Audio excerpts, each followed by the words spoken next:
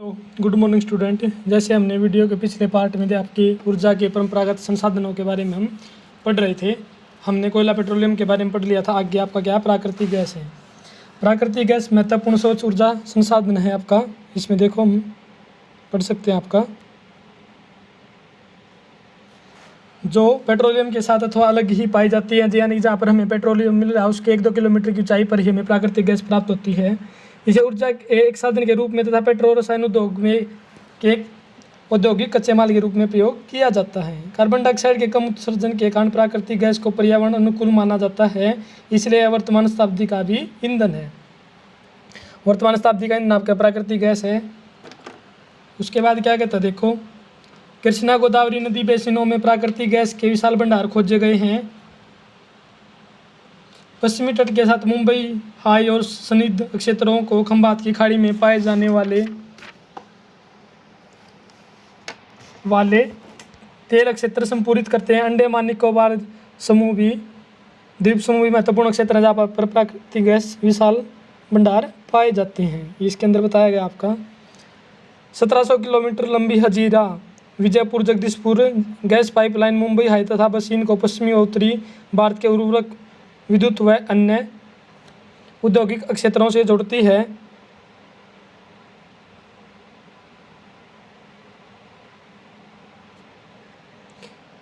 इस धमनी से भारत के गैस उत्पादन को संवेग मिला है, यानी कि और तीव्र हुआ है।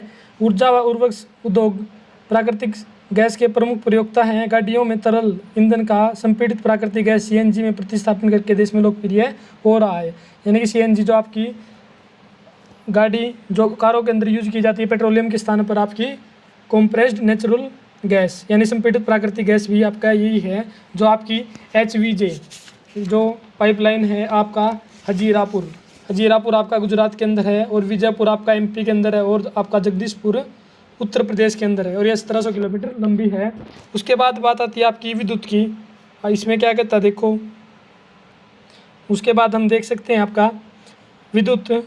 आधुनिक विश्व में विद्युत के अनुप्रयोग इतने ज़्यादा विस्तृत हैं कि इसके प्रति व्यक्ति उपभोग को विकास का सूचकांक माना जाता है। विद्युत मुख्यतः 2 प्रकार की से उत्पन्न की जाती है। पहला क्या, प्रवाहित जल से जो हाइड्रो टर्बाइन चलाकर जल विद्युत उत्पन्न करता है।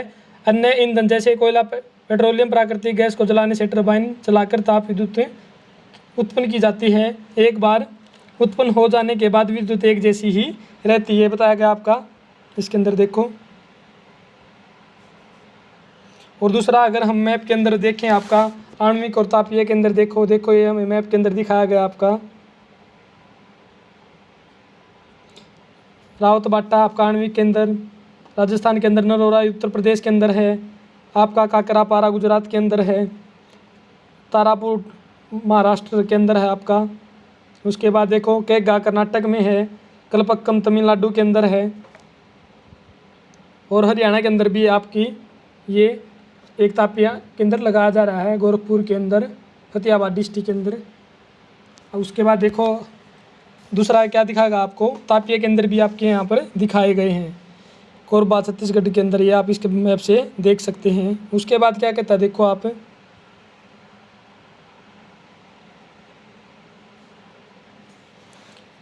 तेज बहते जल से जल विद्युत उत्पन्न की जाती है जो एक नवीकरणीय योग्य संसाधन है। भारत में अनेक बहुउद्देशीय परियोजनाएं हैं जो विद्युत ऊर्जा उत्पन्न करती हैं, जैसे भाखड़ा नांगल दामोदर घाटी कॉरपोरेशन और कोपिली हाइडल परियोजना भी इसके अंदर आपकी शामिल है। दामोदर DVC को वैली कॉरपोरेशन, ये मुख्यतः आपका जो USA की टेनेसी वैली घाटी थी उससे रिलेटेड है, ये उसी को देखकर ये बनाई गई थी। ताप विद्युत कोयला पेट्रोलियम प्राकृतिक गैस के प्रयोग से उत्पन्न की जाती है। ताप विद्युत गृह अनवीकरणीय योग्य जीवाश्मी ईंधनों का प्रयोग कर विद्युत उत्पन्न करते हैं। भारत में 310 ताप विद्युत गृह हैं, ये देखो यहाँ डेटा नहीं दिया गया पिछली बुक के अंदर आपका। भारत के अंदर 310 ताप विद्युत गृह बताए गए हैं। उसके बाद क्या कहता है आगे देखियो आप,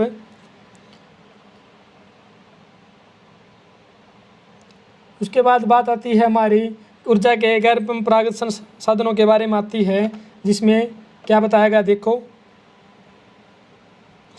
विद्युत ऊर्जा के अंदर आपका ये भी यूरेनियम तथा और थोरियम जो झारखंड और राजस्थान के अरावली पर्वत श्रृंखला में पाए जाते हैं का प्रयोग परमाणु तथा या आणविक ऊर्जा के उत्पादन में किया जाता है। केरल में मिलने वाली मोनोजाइट रेत में भी थोरियम की मात्रा पाई जाती है।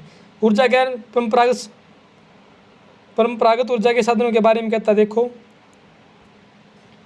ऊर्जा के बढ़ते उपयोग ने देश को कोयला, तेल और गैसों जैसे ज्वालामुखी ईंधनों पर अत्यधिक निर्भर कर दिया है। जो हमारे अनवीकरणीय संसाधन जो आपके ऊर्जा के परंपरागत स्रोत हैं, अब इनके स्थान पर हमें गैर परंपरागत स्रोत मतलब जिनका एक बार पुनः उपयोग के बाद पुनः चक्रण संभव हो उनका प्रयोग करना चाहिए। गैस व तेल की बढ़ती कीमतों तथा इनकी संभाव्य कमी ने भविष्य में ऊर्जा आपूर्ति की सुरक्षा के प्रति अनिश्चितताएं उत्पन्न कर दी हैं। इसे राष्ट्रीय अर्थव्यवस्था की वृद्धि पर गंभीर प्रभाव पड़े हैं। इसके अतिरिक्त जीवाश्म ईंधनों का प्रयोग गंभीर पर्यावरणीय समस्या उत्पन्न करता है। नवीकरणीय गैस ऊर्जा संसाधन जैसे सौर ऊर्जा, पवन ऊर्जा, ज्वारीय ऊर्जा, जैविक ऊर्जा तथा अवशिष्ट पदार्थजनित ऊर्जा के उपयोग में बहुत ज़रूरत है, यानी कि हमें यहाँ पर इनका प्रयोग करना चाहिए। आपके ये ऊर्जा के गैर परंपरागत साधन कहलाते हैं। भारत धूप, जल तथा जीवाश्म साधनों में समृद्ध है। भारत में नवीकरणीय योग्य ऊर्जा संसाधनों के विकास हेतु वृहत कार्यक्रम भी बनाए जाते हैं। सबसे पहले बात आती है आपकी सौर ऊर्जा के बारे में। भारत एक उष्णकटिबंधीय देश है। यहाँ सौर ऊर्जा के दोनों की असीम संभावनाएं हैं। फोटोवोल्टाइक प्रौद्योगिकी द्वारा धूप को सीधे विद्युत के अंदर बदला जा सकता है। भारत के ग्रामीण तथा सुदूर क्षेत्रों में सौर ऊर्जा तेजी से लोकप्रिय हो रही है। भारत का सबसे बड़ा सौर संयंत्र भुज के निकट माधापुर में स्थित है, गुजरात के अंदर ये, जहाँ सौर ऊर्जा से दूध के बड़े बर्तनों का कीटाणु मुक्त किया जाता है उनको। देखो इसके अंदर क्या होता है आपका, जैसे इसके अंदर आपका बताया गया है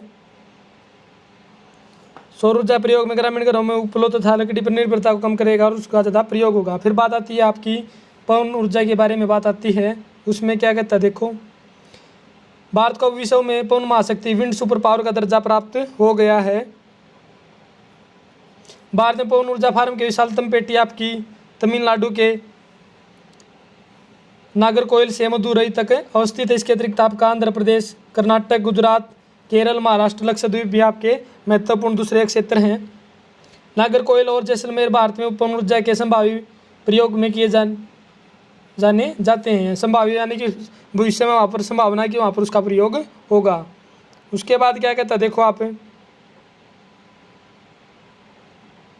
बायोगैस की बात करता है। बायोगैस के अंदर क्या कहता है, ग्रामीण इलाकों में झाड़ियाँ, कृषि अपशिष्ट, कृषि कचरा, पशुओं और मानव जनित अवशिष्टों के उपयोग से घरेलू उपभोग हेतु बायोगैस उत्पन्न की जाती है। जैविक पदार्थों के अपघटन से गैस उत्पन्न होती है जिसकी तापीय क्षमता मिट्टी के तेल, उपलों व चारकोल की अपेक्षा अधिक होती है। बायोगैस संयंत्र नगर पालिका, सहकारिता, निजी स्तर पर भी लगाए जाते हैं। पशुओं का गोबर प्रयोग करने वाले संयंत्र ग्रामीण भारत में गोबर गैस प्लांट के नाम से जाने जाते हैं। यह किसानों को दो प्रकार से लाभान्वित करते हैं, एक तो ऊर्जा के रूप में, दूसरा उन्नत प्रकार के उर्वरक के रूप में। बायोगैस अब तक पशुओं के गोबर का प्रयोग करने में सबसे दक्ष है। यह उर्वरकों की गुणवत्ता को बढ़ाता है और उपलों तथा लकड़ी को जलाने से होने वाले वृक्षों के नुकसान को रोकता है, जैसे दिखाया गया आपको बायोगैस संयंत्र। फिर बात आती है आपकी ज्वारीय ऊर्जा की। महासागरीय तरंगों का प्रयोग विद्युत उत्पादन के लिए किया जाता है। संकरी खाड़ी के आर पार बाढ़ द्वार बनाकर बांध बनाए जाते हैं। उस ज्वार में इस संकरी खाड़ी नुमा प्रवेश द्वार से पानी भीतर भर जाता है और द्वार बंद होने पर बांध में ही रह जाता है। बाढ़ द्वार के बाहर उतरने पर बांध के पानी को इस रास्ते पाइप द्वारा समुद्र की तरफ बहा जाता है और जो इससे ऊर्जा उत्पादक टर्बाइनों की ओर ले जाया जाता है। भारत में कच्छ की खाड़ी में ज्वारीय तरंगे द्वारा ऊर्जा उत्पन्न करने की आदर्श दशाएं उपस्थित हैं। कच्छ की खाड़ी आपकी गुजरात के अंदर। भारत राष्ट्रीय हाइड्रो पावर कॉरपोरेशन ने यहाँ 900 मेगावाट का ज्वारीय विद्युत संयंत्र स्थापित किया है। जैसे इसमें नहीं बताया गया, ये आपकी पीछे वाली बुक के अंदर था। जैसे भारत में खंबात की खाड़ी, कच्छ की खाड़ी था पश्चिमी घाट तट पर है। गुजरात में और पश्चिम बंगाल में सुंदरवन क्षेत्र में गंगा डेल्टा में ज्वारीय ऊर्जा उत्पन्न करने की आपकी आदर्श दशाएं व्यवस्थित हैं। उसके बाद क्या कहता है, देखो उसके बाद बात आती है आपकी भूतापीय ऊर्जा की। पृथ्वी के आंतरिक भागों से ताप का प्रयोग कर उत्पन्न की जाने वाली ऊर्जा को किसका नाम दिया गया है? भूतापीय ऊर्जा का नाम दिया गया है। भूतापीय ऊर्जा इसलिए अस्तित्व में होती है क्योंकि बढ़ती गहराई के साथ पृथ्वी परिक्रामी ढंग से तप्त होती जाती है, यानी कि गहराई के साथ वो गर्म होती जाती है। जहाँ भी भूतापीय प्रवणता अधिक होती है वहाँ उथली गहराइयों पर भी अधिक तापमान पाया जाता है। ऐसे क्षेत्र में भूमिगत जल चट्टानों से ऊष्मा का अवशोषण कर तप्त हो जाता है। यह इतना तप्त हो जाता है कि यह पृथ्वी की सतह की ओर उठता है, यानी कि अंदर से आपका जल है जो है ऊपर अपने आप नेचुरली आने लगता है। उसके बाद क्या कहता है देखो, और यह भाप में परिवर्तित हो जाता है। इस भाप का प्रयोग टरबाइनों को चलाने और विद्युत उत्पन्न करने के लिए किया जाता है। भारत में सैकड़ों गर्म पानी के चश्मे हैं जिसमें आपके मुख्यतः भूतापीय ऊर्जा के दोहन के लिए भारत में 2 प्रायोगिक परियोजनाएं शुरू की गई है। हिमाचल प्रदेश में मणिकर्ण के निकट पार्वती घाटी में स्थित है तथा दूसरा आपका लद्दाख में पुगा घाटी के अंदर आपका स्थित है। उसके बाद देखो, फिर बात यह आती है ऊर्जा संसाधनों का संरक्षण क्यों जरूरी है भाई? अगर हम इनका संरक्षण नहीं करेंगे आने वाले टाइम में क्या बिल्कुल समाप्त हो जाएंगे। आर्थिक विकास के लिए ऊर्जा एक आधारभूत आवश्यकता है। राष्ट्रीय अर्थव्यवस्था के प्रत्येक सेक्टर, कृषि, उद्योग, परिवहन, वाणिज्य व घरेलू आवश्यकताओं की पूर्ति के लिए ऊर्जा के निवेश की आवश्यकता होती है। स्वतंत्रता प्राप्ति के पश्चात क्रियान्वित आर्थिक विकास की योजनाओं को चालू रखने के लिए ऊर्जा की बड़ी मात्रा की आवश्यकता थी। फलस्वरूप पूरे देश में ऊर्जा सभी प्रकार का उपयोग आपका धीरे धीरे इनका क्षेत्र बढ़ रहा है। इस पृष्ठभूमि में ऊर्जा के विकास में सतत पोषणीय विकास मार्ग के विकसित करने की तुरंत आवश्यकता है। सतत पोषणीय विकास क्या आपका? ऐसा विकास पर्यावरण को नुकसान पहुंचाए बिना जिसे वर्तमान पीढ़ी की आवश्यकता भी पूरी हो सके और आने वाली भविष्य में जो पीढ़ी है उसकी आवश्यकता को भी पूरा किया जा सके। ऊर्जा संरक्षण को प्रोन्नति और नवीकरणीय ऊर्जा संसाधन का बढ़ता प्रयोग सतत पोषणीय ऊर्जा के 2 आधार हैं। वर्तमान में भारत विश्व के अल्पतम ऊर्जा दक्ष देशों में गिना जाता है। हमें ऊर्जा के सीमित संसाधनों को न्याय संगत उपयोग के लिए सावधानपूर्वक उपागम तरीका अपनाना चाहिए।